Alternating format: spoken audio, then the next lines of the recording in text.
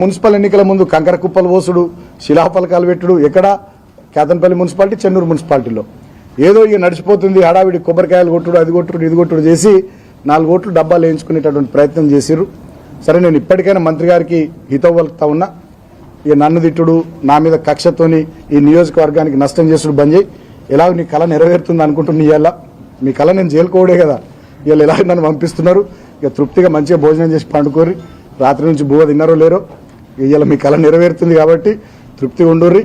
నాకేం బాధ లేదు. నేను ఒకటే కోరుతున్నా, ఇప్పటికైనా జిల్లా అధికార యంత్రాంగం, రాష్ట్ర ఎన్నికల కమిషన్ పారదర్శకంగా కేతన్పల్లి మున్సిపాలిటీ ఎన్నిక జరపాలి.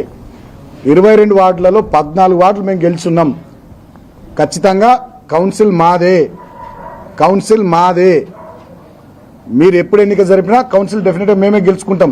వీలైనంత తొందరలో ఎన్నిక జరపాలి. అది కూడా మా అభ్యర్థుల్ని బెదిరించకుండా. ఈ కలెక్టర్ అనేటోడు, ఈ కమిషనరు, ఎంఆర్ఓ మీ ఇల్లు కూడా కొడతారు, మిమ్మల్ని ఇబ్బంది పెడతారని చెప్పి వీళ్ళే మాట్లాడుతున్నారట. కాంగ్రెస్ ఏజెంట్లు అయిపోయి ఈ పోలీసు వాళ్ళు అయితే పేరుకే పైన కాకి డ్రెస్సు.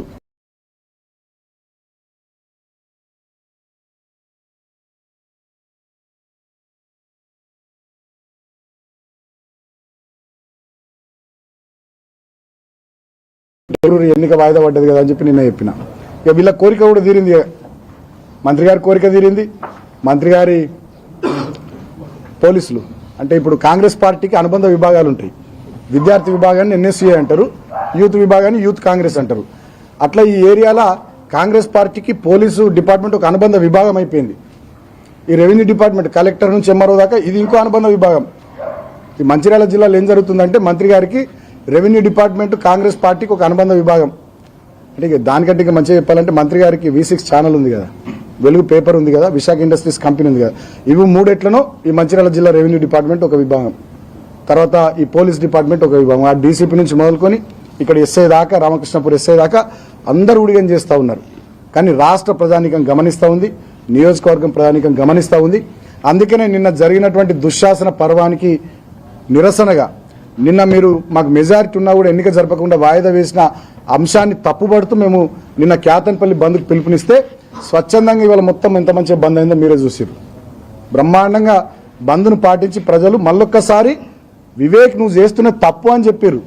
మరి మీ ఇంటెలిజెన్స్ వాళ్ళు మీకు రిపోర్ట్లు ఇస్తుర్రా ఇస్తలేరా మీకు ఏందో మాకు అర్థమవుతలేదు. కానీ మీరు చేస్తున్న తప్పు అని చెప్పి ఇప్పటికీ ఇవాళ బంద్ ద్వారా సంపూర్ణంగా కేతన్పల్లి మున్సిపాలిటీ ప్రజలు 46,000 మంది ఇవాళ ఓపెన్గా చెప్పారు మీరు చేస్తున్న తప్పని.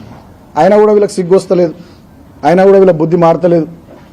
ఎట్లనే వేసి బాలకృష్ణను జైలుకు పంపించాలి, చేయాలి. నేను కూడా బట్టలు సర్దుకున్నా, 4 డ్రెస్సులు పెట్టుకున్నా, చలికాలం పెదవులు వలుగుతాయని ఆ వ్యాజ్లైన్ గీజ్లైన్ పెట్టుకున్నా, సరదైతే విక్స్ అది బ్రష్ టంక్లైన్ అన్ని పెట్టుకుని నేను కూడా రెడీ ఉన్నా. ఏం ఇబ్బంది లేదు. వివేక్ గారు మీ కళ్ళల్లో ఆనందం చూడడం కోసం పోలీస్ డిపార్ట్మెంట్ చాలా తహతహలాడుతుంది. సో మీ కళ్ళల్లో ఆనందం చూడడం కోసం ఇక్కడ రెవెన్యూ డిపార్ట్మెంట్ తహతహలాడుతుంది. మీరు కూడా చాలా సంతోషంగా ఆనందంగా ఇక నేను జైలుకు కొద్దిగా మీకు తృప్తి అవుతుంది కదా.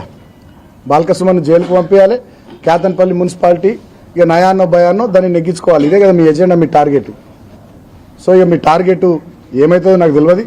అంతిమంగా మీ కోరిక నెరవేరుతుంది. మీ చిరకాల వాంఛ అనుకుంటే ఎప్పటి నుంచి ఉందో ఏమో మీ మనసులో కానీ నన్ను జైలుకు పంపించాలని, ఇలా మీది నెరవేరుతుంది.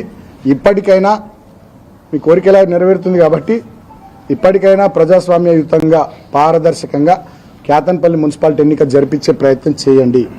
లేకపోతే చరిత్రలో మీరు ద్రోహుగా మిగిలిపోతారు.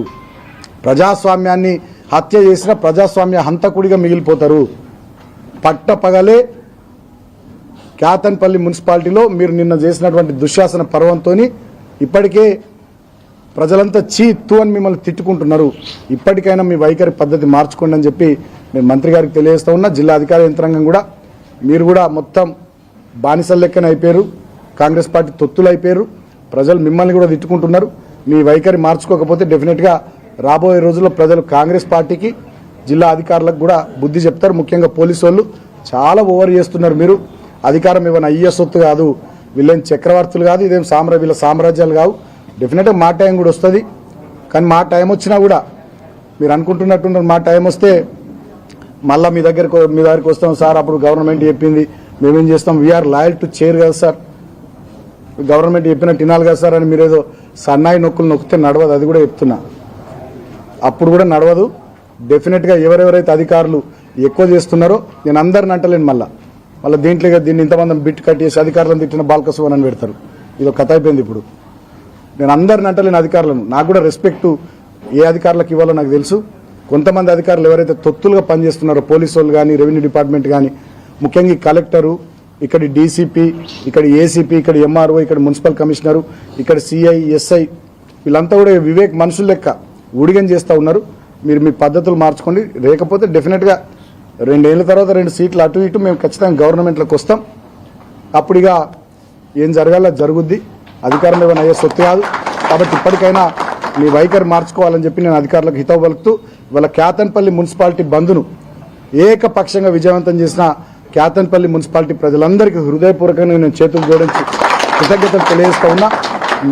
ఎంత అప్రజాస్వామికమైనటువంటి నియంతృత్వ వైఖరితోని మంత్రి గారు దుర్మార్గపు చర్యలు కొడిగట్టినా మీరు మా వైపు నిలబడ్డందుకు, పోలీసులు వచ్చి వాళ్ళ బీజోన్ సెంటర్లో రాజీవ్ చౌక్లో షాపులు తీయమని చెప్పి బెదిరించిన వాళ్ళు షాపులు తీయలే. హ్యాట్స్ ఆఫ్ తెలియజేస్తున్నా నేను మా వ్యాపారస్తులకు. కేతన్పల్లి మున్సిపాలిటీలో ప్రైవేట్ స్కూళ్ళకి ఫోన్లు చేసి ఈ రెవెన్యూ డిపార్ట్మెంట్ అధికారులు, పోలీస్ అధికారులు మీరు స్కూల్ ఎందుకు బంద్ చేస్తారు, ఓపెన్ చేయాలంటే ఒక్క ప్రైవేట్ స్కూల్ ఓపెన్ చేయలే. వాళ్ళకు కూడా నేను హృదయపూర్వకంగా కృతజ్ఞతలు తెలియజేస్తా ఉన్నా. ఇప్పటికైనా ఈ జరిగినటువంటి వాళ్ళ బంధుని చూసైనా మీరు కొంచెం బుద్ధి తెచ్చుకోరని చెప్పి నేను మంత్రి గారికి తెలియజేస్తూ, సరే ఇక మరి నేను కూడా రెడీ ఉన్నా మంత్రి గారి కోరిక నేను జైలుకు పోవాలని. సరే అంతిమంగా ప్రజలు నిర్ణయిస్తారు.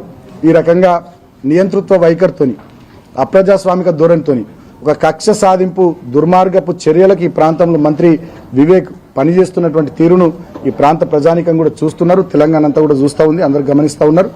ఏది ఏమైనా నేను ఒక కేసీఆర్ శిష్యుడిగా, తెలంగాణ ఉద్యమకారుడిగా ఈ ప్రాంత ప్రజల కోసం, మా పార్టీ కార్యకర్తల కోసం, నాయకుల కోసం ప్రజలు మాకు ఇచ్చినటువంటి తీర్పు, కేతన్పల్లి మున్సిపాలిటీలో మీరు పనిచేయండి అని చెప్పి 14 సీట్లతో మాకు ఇచ్చిన తీర్పును డెఫినెట్గా దాన్ని ముందుకు తీసుకుపోవడానికి ఖచ్చితంగా కష్టపడతా, కృషి చేస్తా, పని చేస్తా.